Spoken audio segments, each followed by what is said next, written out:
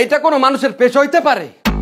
যে পেশায় মানুষের সংসারে আনে অশান্তি, যে পেশা নিজের ওয়াইফ বুলবুজা করবে রাগ, সে করবে চিল্লাচিল্লি, এটা কোনো পেশা? এই কাজ করবোই না আমি। আমি মজুকে বলবো, মজু তুই সকালবেলা ভাই আমার মোর দোকানে শাটার মারবি, তালা মারবি, ওইটার উপরে সিলকালাও মারবি, শেষ।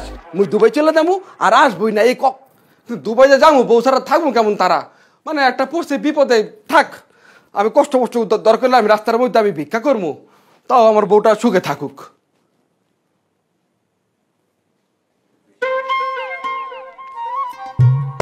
শিউলি, ঘুমাইছো?